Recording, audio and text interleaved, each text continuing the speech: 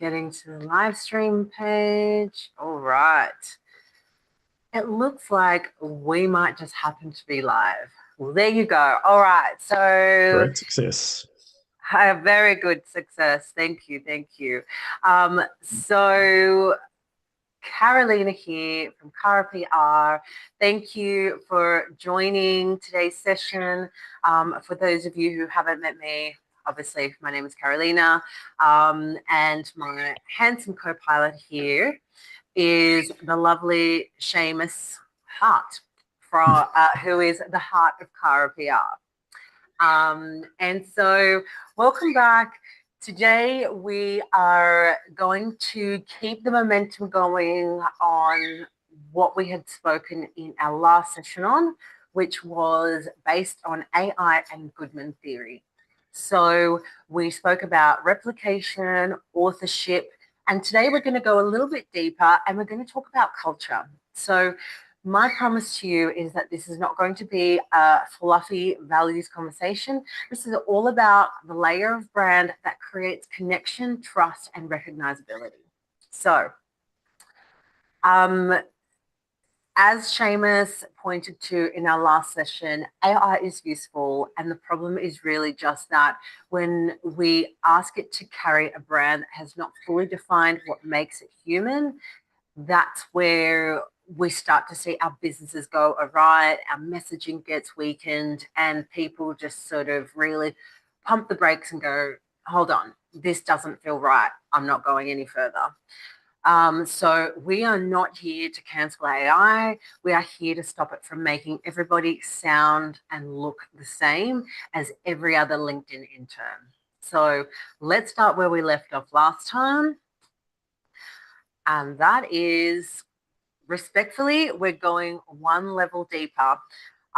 We're going to keep this practical and we'll connect the AI conversation to brand and brand, customer experience, and what people actually feel when they encounter your business. So we'll have time for Q&A at the end. Fingers crossed.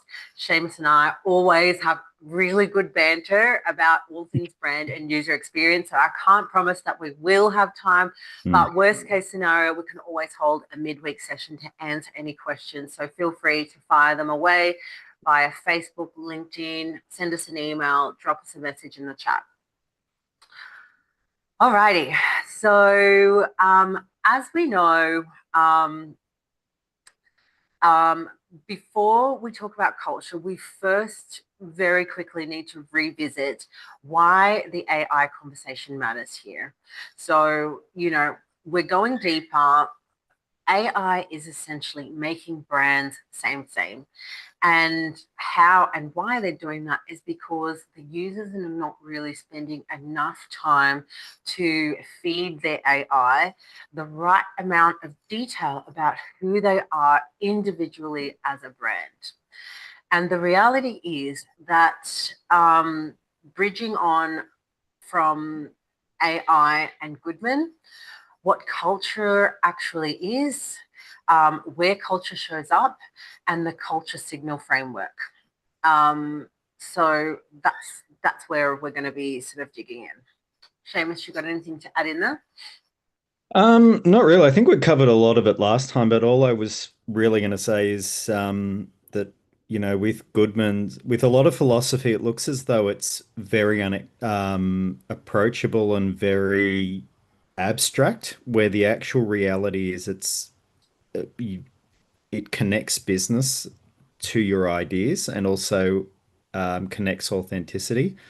I went to an amazing session with observership early in the week, and the big outcome was, and this was three very successful board members saying that most businesses are missing two things, and it's not technology and it's not people, it's philosophy and it's ethics. And I just thought, it's a great, it's so funny that we're talking about it. But yeah, it was the big thing to come out of it is that if you're not really talking about philosophy, you're not really understanding what your business does, who it's for, what your purpose and goals are and what is that underlying thing that makes it sticky. So it's really important, and especially with tech. Tech is not a tech problem. Tech is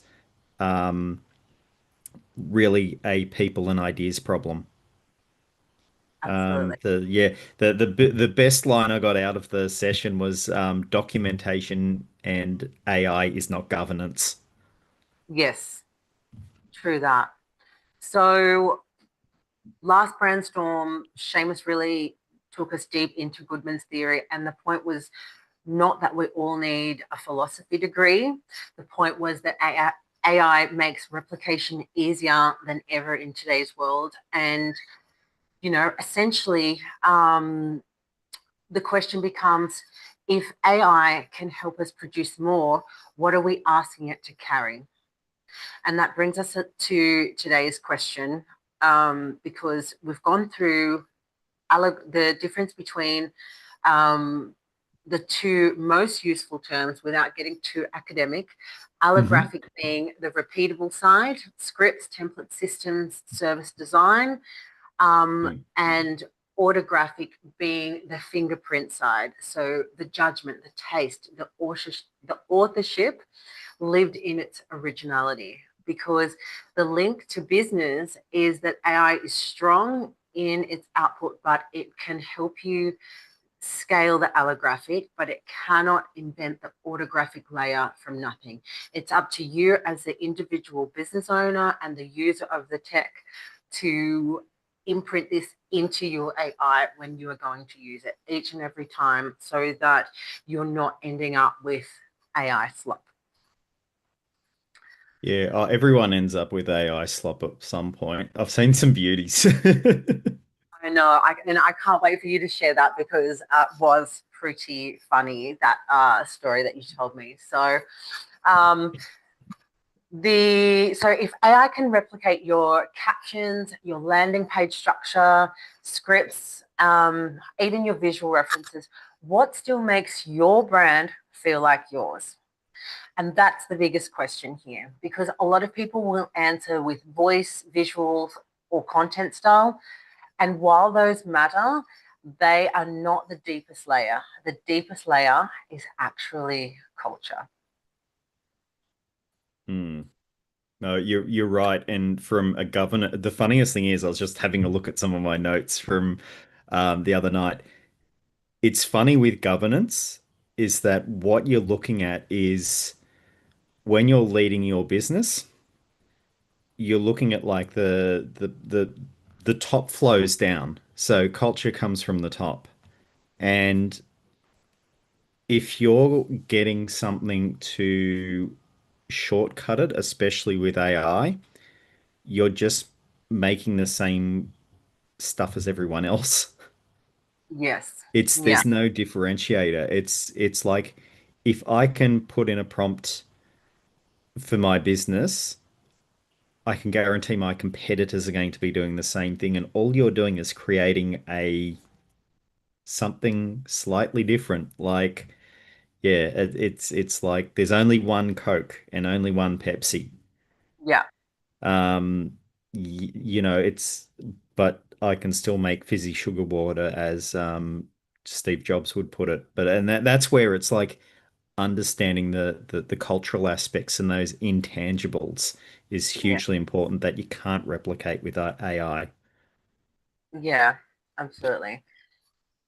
So when people hear the word culture, they often think team morale, values, office vibes, or maybe it's the nice internal language. That is not what we really mean here. To define it commercially, culture is how the brand behaves. It is the standard underneath the strategy. It is how the business makes decisions, treats people, responds when things go wrong, and creates that feeling that people can recognize. So, realistically, culture is the difference between a brand that says the right things and a brand that feels true. And that feeling is where connection really starts. Yeah, So, you're go on. 100%. I was about to say you're 100% right with it. It's really there's so AI and tech, all it does is it's a multiplier. It does whatever you've got and multiplies it. So if you put something good in there, it makes more of it or it more intense. If you put crap in there, well, you're just, garbage in, garbage out. Yeah. And I guess what's important to remember is that, you know, your culture essentially really is that lived pattern of the way that your brand shows up day after day after day, regardless of whether it's having a bad day, whether it's stormy outside, or the person is disabled or fully functional, or it's someone who only has a tiny little bit of money to spend, Mm. or whether you're talking to the CEO of, you know, Yep. MB Bank. It's all based on those values, what you refuse to compromise, how you respond under pressure, and what customers consistently feel, what your team repeats without even being told. It's the things that people remember and recognize you as being when you're not in the room, how they describe you to other people, what they know that you absolutely would never do, and what they absolutely know for fact is who you are. That's your Mm. brand.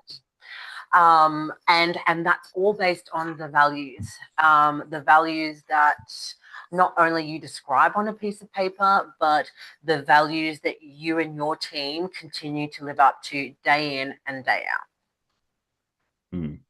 No, and you're right. And it's like the best, you actually reminded me of a really great quote from Sir John Hargody. So when I was years ago, when I was doing some study, I came across his work, and he was one of the founders of BBH, and he basically said a brand is the most important piece of real estate that a business can access or buy, and that's literally a place in someone's mind.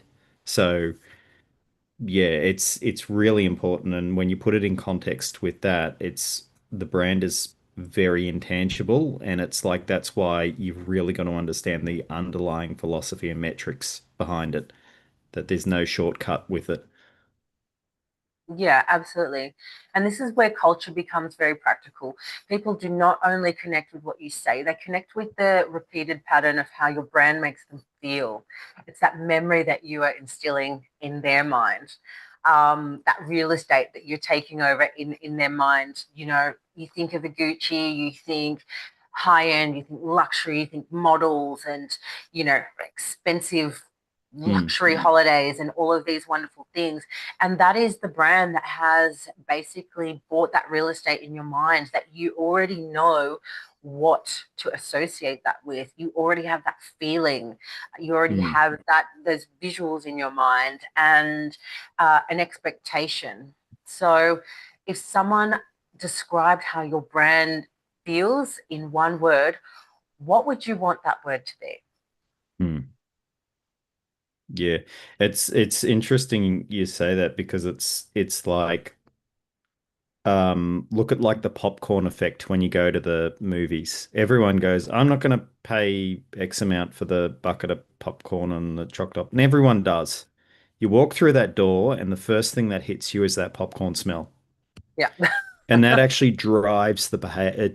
It's a behavioral driver.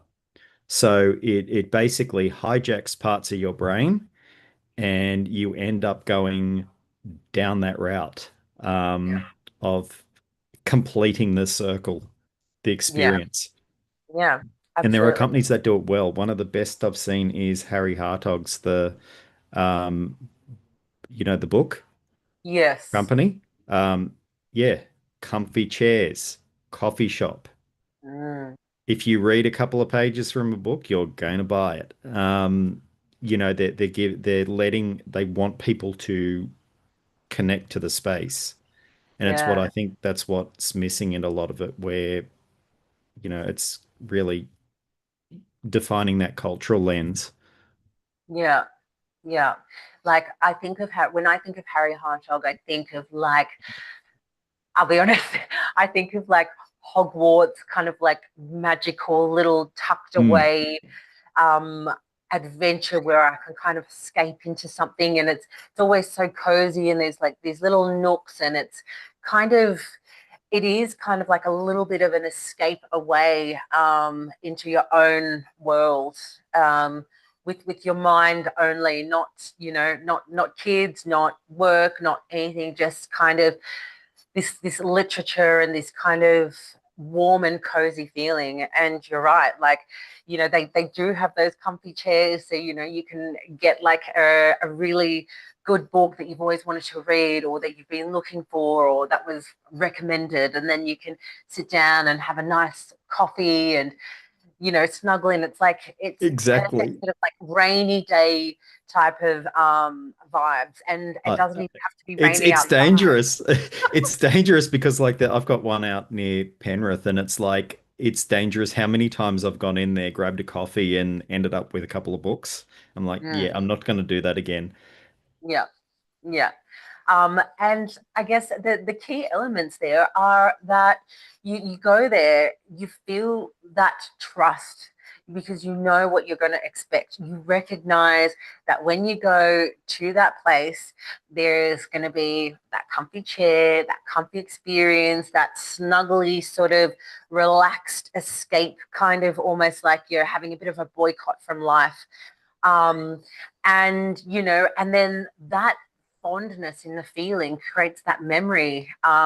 So like you only sort of need to stroll past there and smell the coffee, or walk past the movies, or go into the waiting area when you're waiting for your movie to start, and you just get those scents and you get those feelings, and all of a sudden you're on this momentum, on this journey that you don't even really think about or recognize. You're just already there. And so I guess through this pattern and connection, your audience is already learning about your culture before they can even explain it.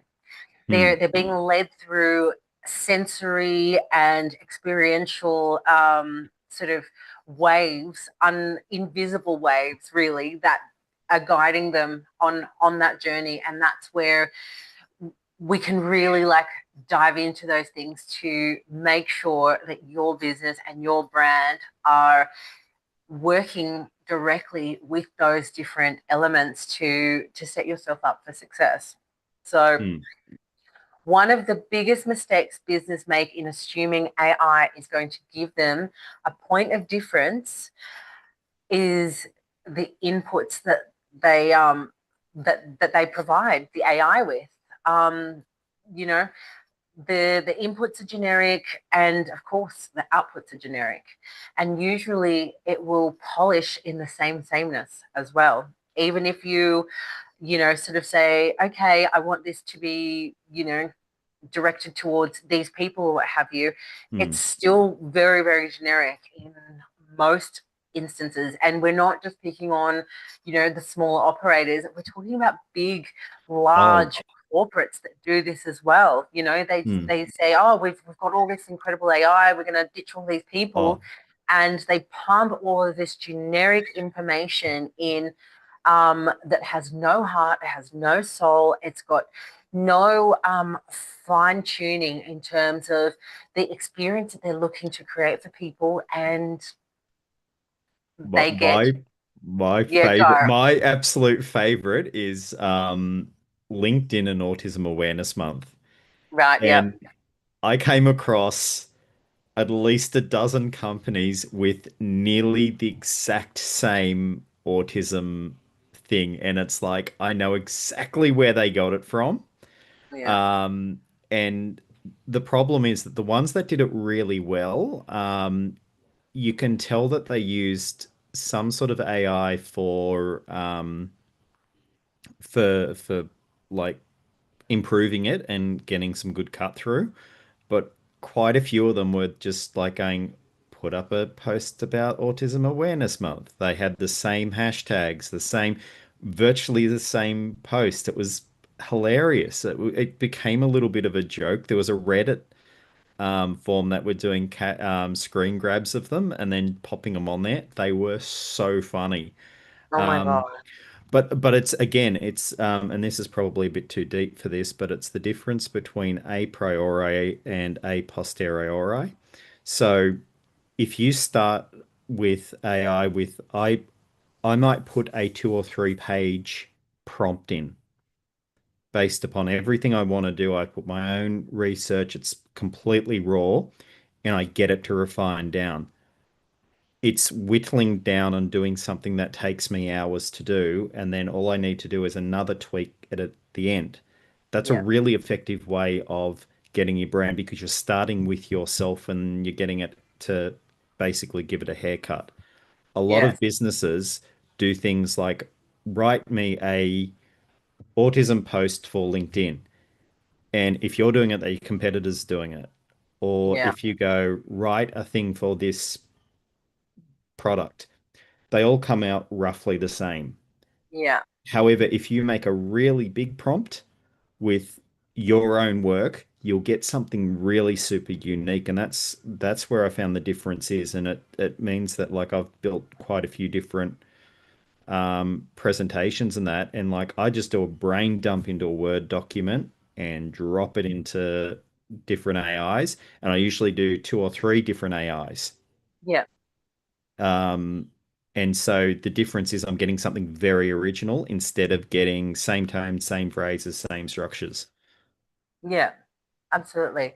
I mean, I remember there was a point in time where almost everybody's posts started with like the tapestry of life, and I was like, oh my God, if I have to see like the beginning of a post about the tapestry of life or like I was just like, oh come on, get a little bit more creative with it.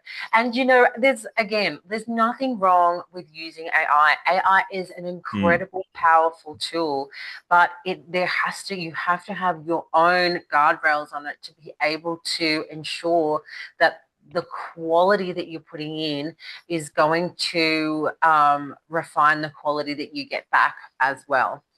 And, mm. through the brand lens, like this is why so many AI assisted brands sound active but not connected. They've got more Yeah. output but less feeling because people don't go in and spend that time to sort of go, oh, hold on, wait, no, that's taken the wrong tone, or it's kind of gone off on the wrong tangent. So, like AI can make mediocrity very efficient. Hmm. Yeah, and it's really funny because you're 100% right with that. It's just it's not the way that I look at it, it's like that cartoon where they're like just bringing slop into the cans and that like the can factory. Yes, yes, I remember your can factory. Yeah. Um, so essentially, this is why culture cannot stay in the founder's head. If it only lives in as an instinct, the brand becomes hard to scale and very easy to dilute. So walk through the touch points in your business, walk through the sales conversation, walk through the follow-up emails, your website journey, onboarding, handling mistakes, your proof, and your storytelling. Because at the end of the day, the customers do not separate brand from experience. If the touch point is confusing, slow, or even careless, that's what they learn about your brand. And culture is not what the business says it values, it's what the customer can experience without needing the values page. And you Go you're on. right. You're right about the culture thing. And one of the things that I worked on a couple of weeks ago, and you just triggered a really good memory about it, is so one of the things that Google has changed is how it looks at SEO, AEO, which is answer engine optimization, and a thing called GEO, which is generative answer engine optimization.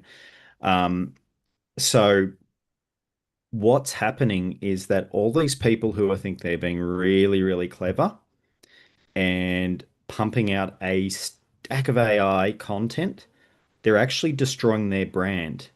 Because when you look at SEO, So what Google does now with their base layer, they look at the SEO and they compare a whole heap of competitors with it, and they can do it very effectively.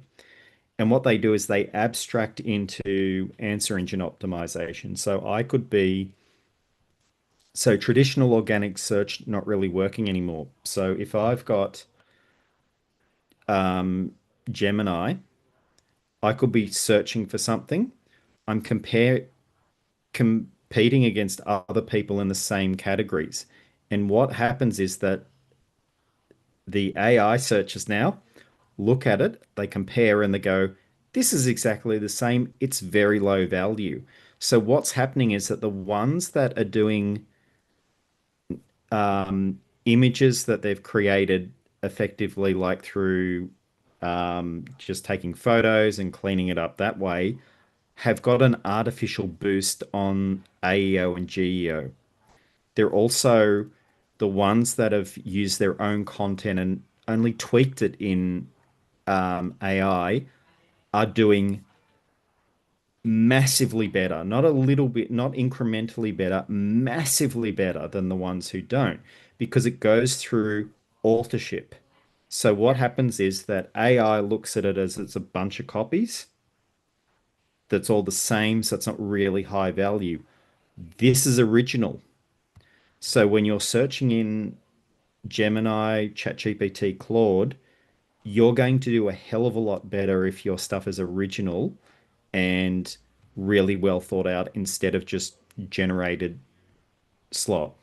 And it's not to say don't use it, it's to say that you need that kind of original lens because I've even seen this with a lot of journalists as well. The ones that are using generic images are basically being throttled like crazy in Google Discover and Showcase. The ones that are using original selfie pictures in this, that are the uncleaned ones, the AI is actually looking at them and analyzing it and aligning it to the story Yeah. and saying, wow, this is fucking fantastic. Yeah. This is original. So you're Yeah. you're actually doing a lot better on things, and and the thing is that it doesn't show up in SEO. Yeah. Yeah, so and it's a CRO play. Sorry to go off, but it's yeah, you just triggered it, and it's just No. exactly what culture is. It's so Yeah. important. It's totally relevant.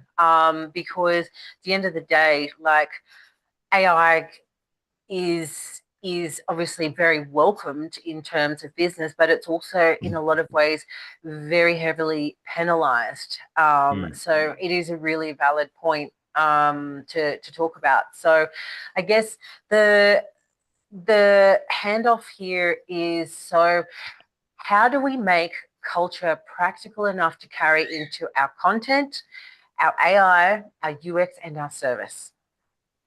We Mm. define the signals. And so, if you only take one practical thing from today, it should be this, which is that culture needs to be translated into signals before it can be protected, scaled, or even supported by AI. So, you know, if we just have a really basic top down look at what that means, it's talking thoroughly about the lens behind each of your beliefs as a business, as a brand. Um, Talking about your standards. What are the things that you will not lower just to move faster? Really looking at the behaviors. What are people actually experiencing when they work with your business as a brand in terms of your culture? What is the language that you're using? What are the words? What are the tone that you use for particular types of boundaries and expressions, the way that you address people when you are speaking with them, or whether you are resolving conflict. And, what boundaries are you setting in terms of the way that you're using your AI to Mm. maintain the culture inside your business and your brand?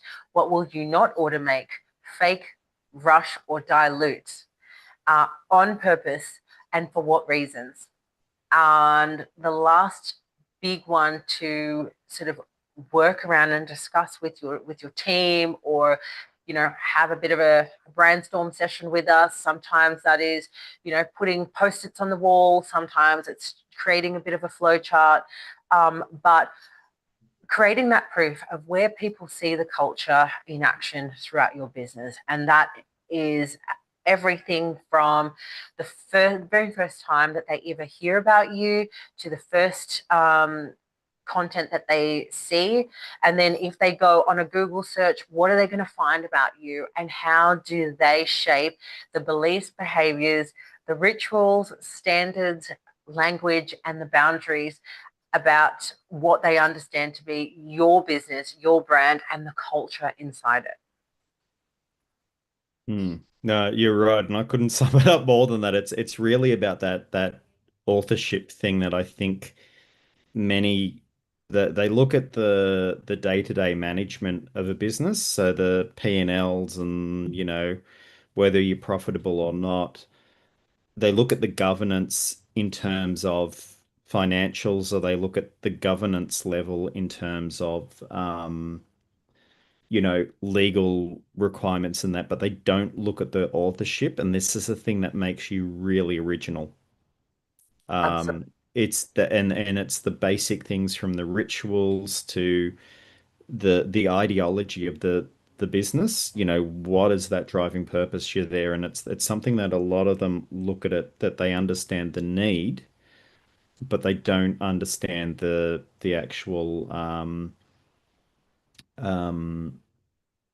like the philosophy of why, what you're doing, why you're doing it, and you know, the bits that make it, that the secret sauce in it. Like any restaurant can sell burgers, but there's only one place that actually sells the Big Mac.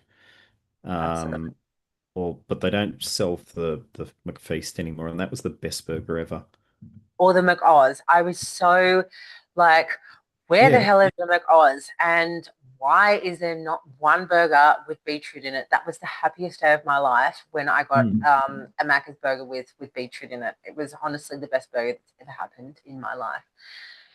And now I Uh, will just refuse McDonald's for the rest of my life until they bring back the McOz with beetroot. the best was the McFeast. I love that burger. And then they had McFeast Deluxe and all these other crazy ones. But yeah, but it comes down to, it's like, if you think of it, like the best way I can think of brands is in terms of burgers, because I love burgers. I know you always have Um, yeah, and it's usually Friday, I'm thinking what burger I'm gonna have. But if you look at it from a vertical point of view, it's like every place, you know, KFC, Hungry Jack's, Betty's, Macca's, they all sell burgers. But what makes them individual? What is the driving behavior for me to go to? Like, if I want old school burger with beetroot on it, those greasy, really kind of like on the beach burgers, I'm going to Betty's. They're awesome. If I'm going, there's a specific place I go for smash burgers, and there's a couple of really good ones. They're out the back of one of those food truck things. They're Mm, amazing. There's a really good one at Penrith. If I'm going for, a Big Mac, I can't get it anywhere else besides Macca's. mm. Orgalos. There's Yeah. Orgalos did this vegetarian burger with this most epic chili paste, and Yes.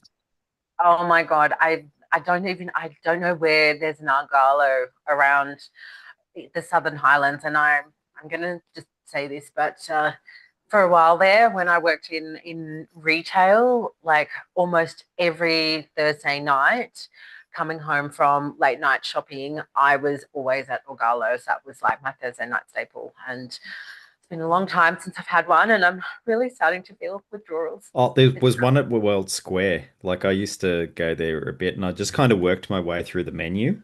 It's also the same with like the burgers that I think are amazingly underrated are the Aljana burgers.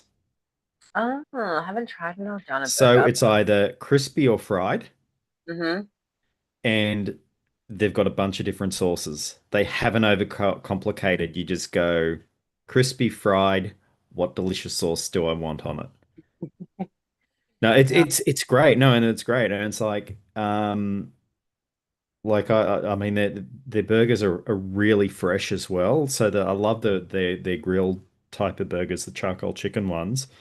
Are you sponsored by Eljana by any chance, Seamus? Because I did see a Uh post the other day oh of you yeah. at their opening. Yeah, I did. I got the thing. No, no, but the fact is I love El Jana and it's kind of like I kind of introduced Joe to El Jana. I'm just like, this is the best ever.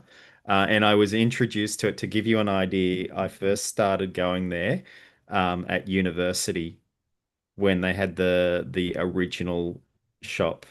And it's like Mm, people who know what the original shop is. It's like a Porto's. A Porto's is ma amazing when they made their own sauce in. It reminds me when I went to Waverley College, yeah.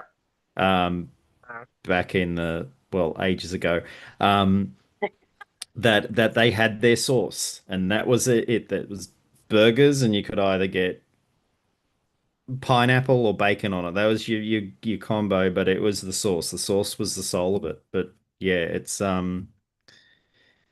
one of those things that's I think brand, it's like it is spot on. It's like, it's you can get that vegetarian burger like a whole heap of other places do it, and I've had some shockers. Mhm. Um, but there's only one place that does that burger, Yeah. and you're like, great success. No, no, but it's true. It's like you Yeah. think of it like look at a Porto's. A Porto's is a great example of it where they decided to get really cheap and Mm. put the mayonnaise and the chili sauce into the squeezy thing. And I didn't go there for probably 6, 7 years until they brought back the original sauce, the one where you're covered in grease and you're tasting that chili and garlic mix for the next couple All of the way hours. down your chin. Yeah, you got it all down there. You got it all over your hands, and then you go back to work, and then it's all over the keyboard. Oh, Um, that's so, what an experience. Like, it's so romantic for you. I can only yeah, imagine how that changed your life. yeah. Well, it is, and it's like there's a couple of places where I go to certain burgers, and it's like it's when brands think in terms of burgers. No, it's the one that clicks. It's Yeah.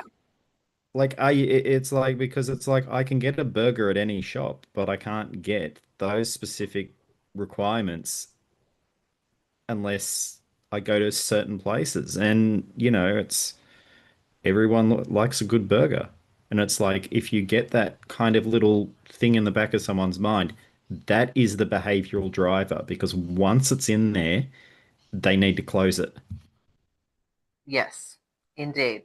So at this point in time, we should really be, as a collective, thinking to ourselves, which of these is clearest in your brand right now, and which Mm. one is still fuzzy? Because that's where the golden nuggets of wisdom are going to come out when you're doing that self assessment in terms of your brand and you're comparing yourself to the world's best burger and the experience that you get every single time. Where is it inside your business and your brand? Oh, it just dropped out. Sorry, I can't hear you. Audio.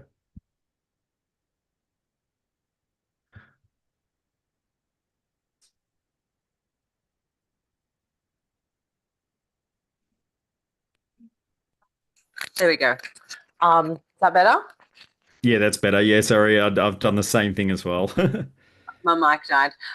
So essentially, what I was just saying is just that at this point, if you take, you know, 10, 15 minutes with your team to review where in your current culture signal your brand is being let down, either through the operating lens, the experience, those recognizable repeats.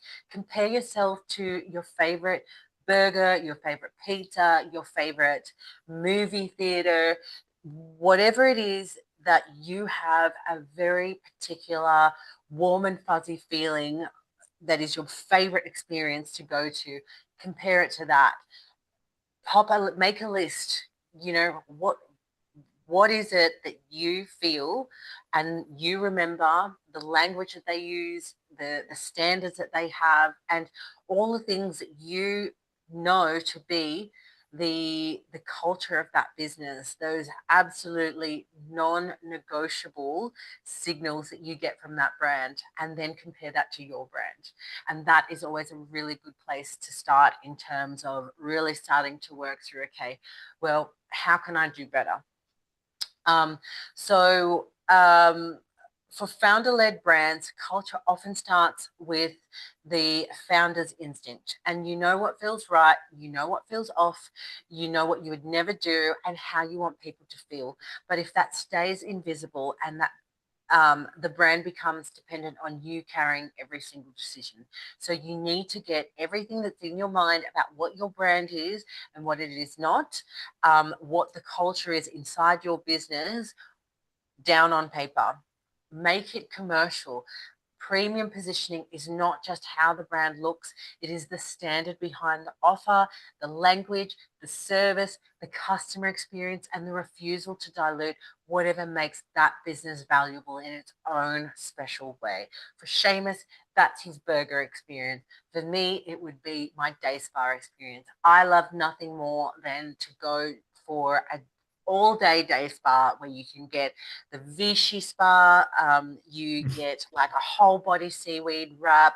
I want to have champagne. I want a foot massage. I need a facial. I want the steam room. I want the works.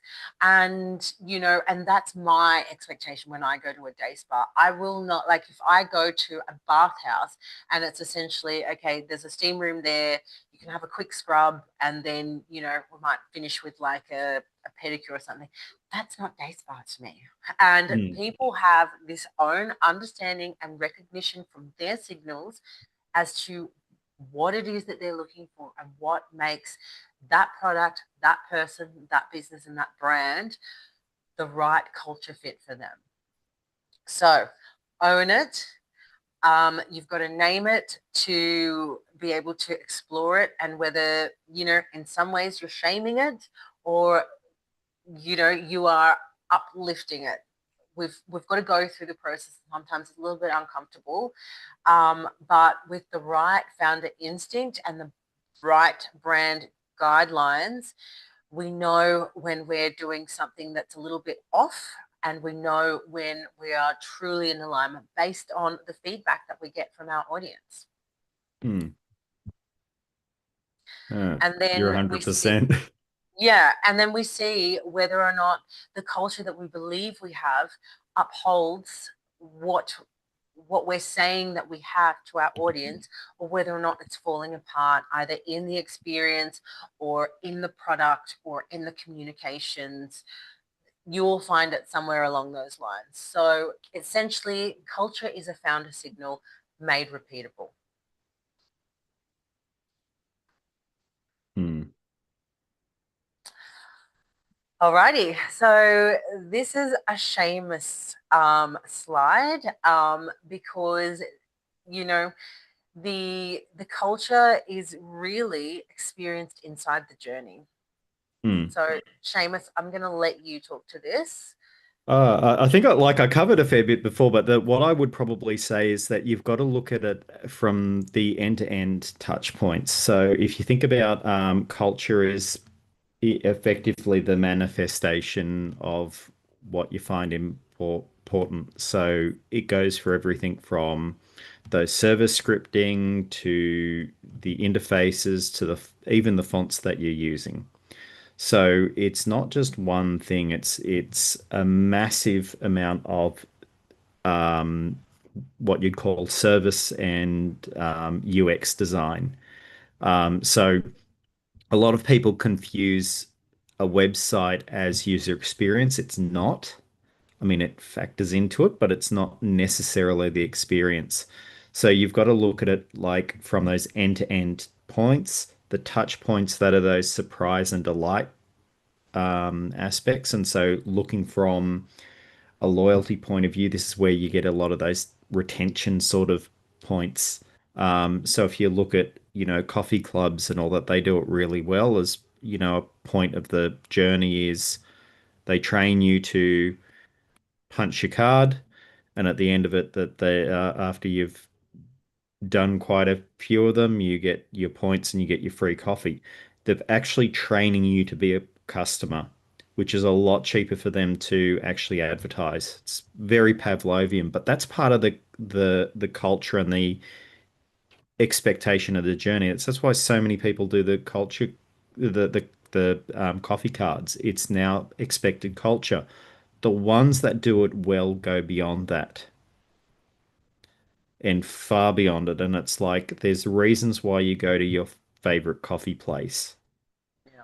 And it's not just to get that free coffee. It's they either make it the way you want.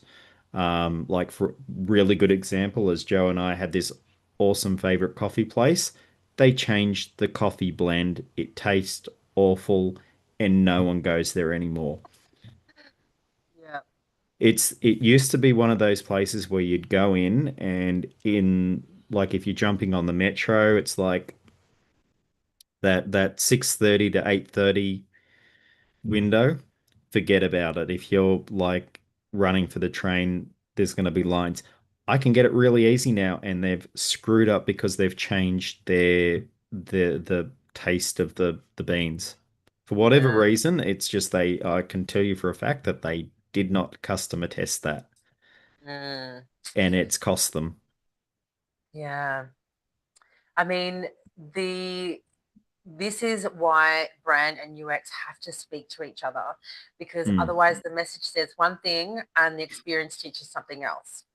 yeah. So now let's quickly transition over to talk about where AI belongs in all of this.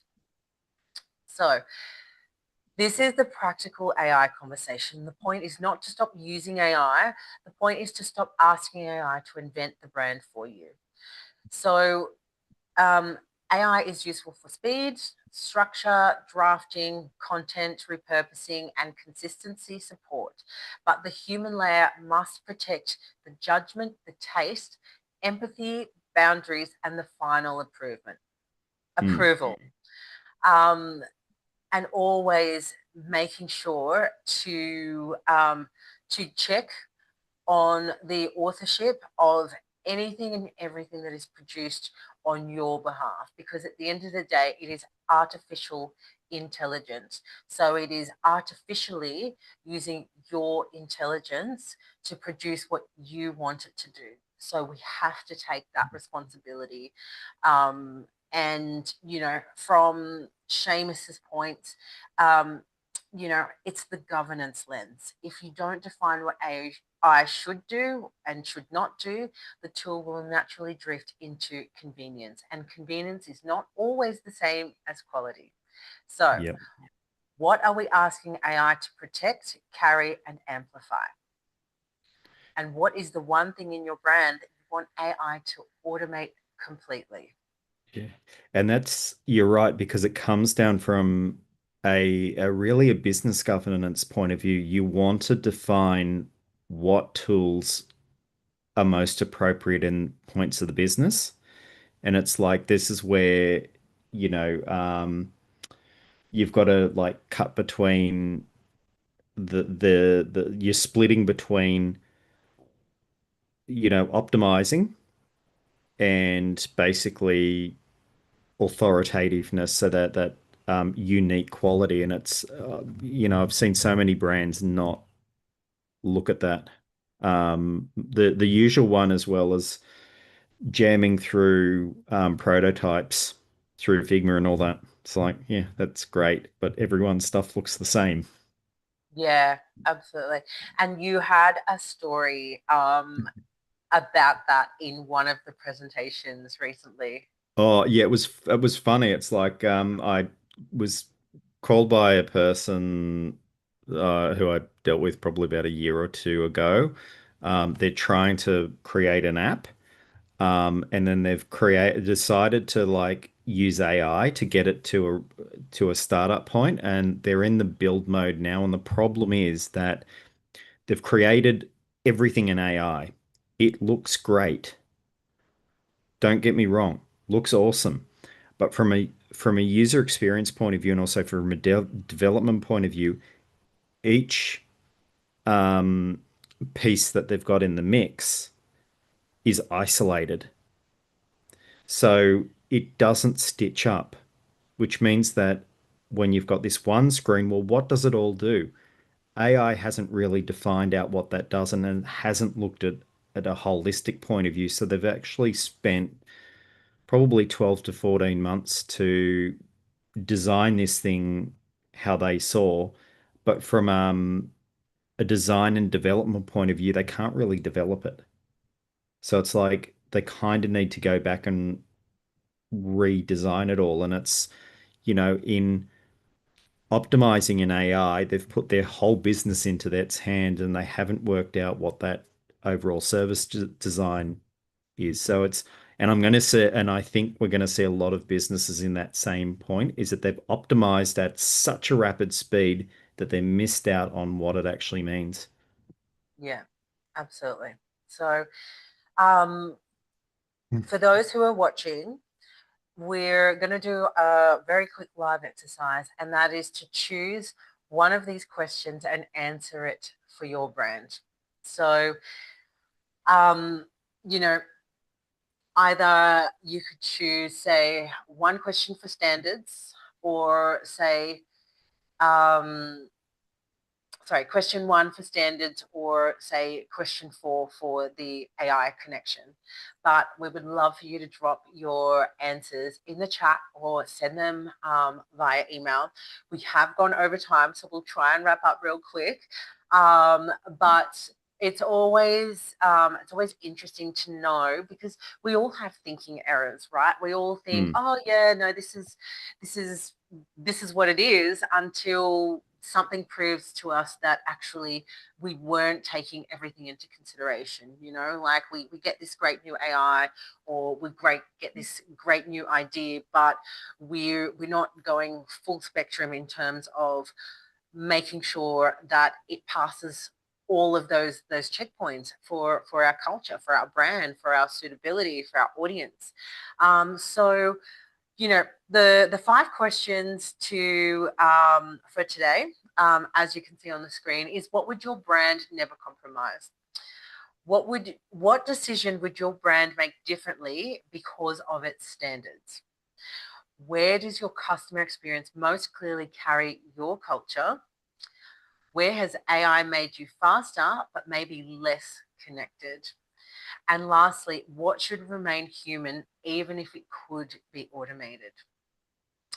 And while you're choosing one of those to answer and sending us your answers, I was speaking with a client just yesterday who is a plumber, and we were talking about his systems and his automations. And he was just basically saying that, oh my God, his phone never stops. And I said to him, well, you can get a virtual assistant. And his response to me was like, well, no, because nobody wants to speak to a robot. And I said, fair enough.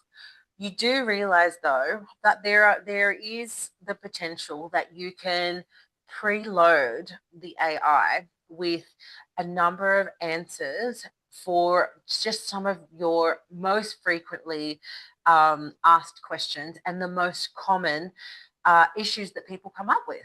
Whether that be, oh, my drain pipe is making this noise, or I'm getting a leaking from this, or whatever it is. But really basic things that, if he spent, an hour ringing back all of these people who just had this one answer, like one line answer question, that would essentially be classed as tire kickers, a waste of time, not even really a plumbing issue.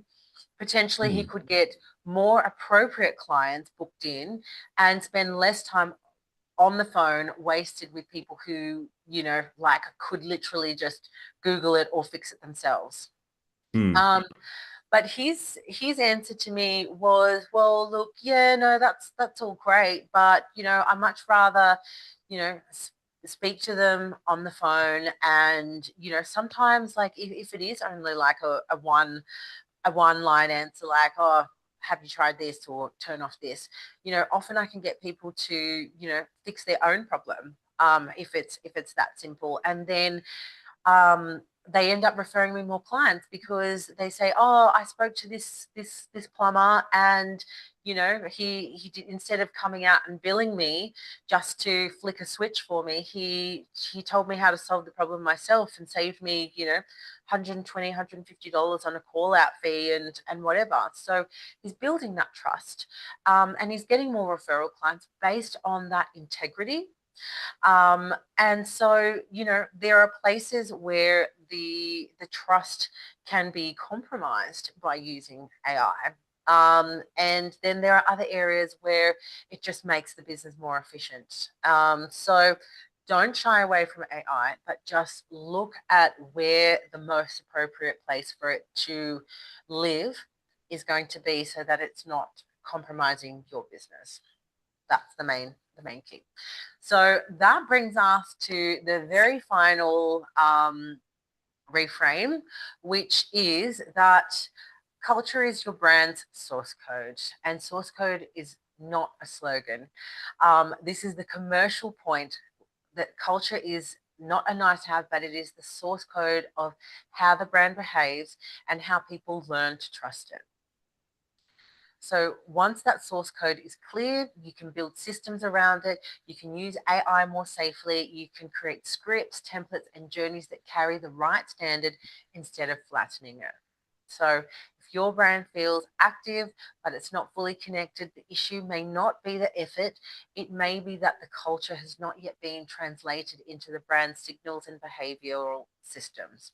So that's going to be it for us for today. We've well and truly done a solid hour of brainstorming for today.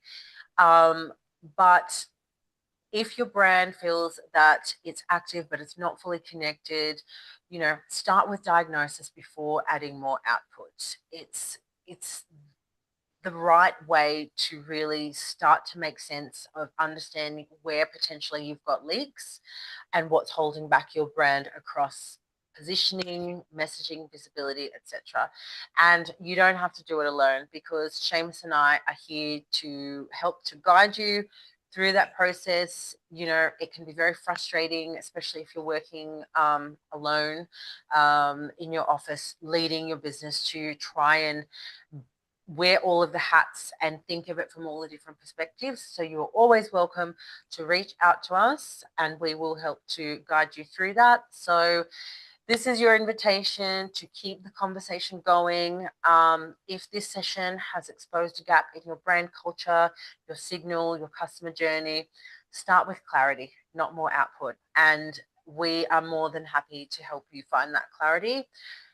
Drop us a text, drop us a line, put a comment in the Facebook, and we will find some time to help you get that clarity that you need for your business to move forward with momentum.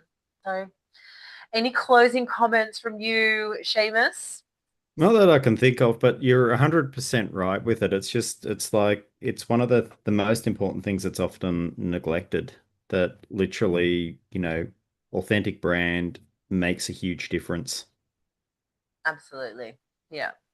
Um, I mean, nobody wants to feel like they know someone only to be gravely disappointed and feel somewhat jibbed, like they thought they knew that person and then get sidelined when they behave in a different way. I feel like that goes for anything, any kind of experience or any kind of product. If you're spending the time and the energy to get a particular outcome, to only get halfway there or not get that outcome, there's nothing that is going to send a person running for the hills quicker than having that type of misaligned experience. So highly recommend looking into it. It really is at the crux of your business and your brand success.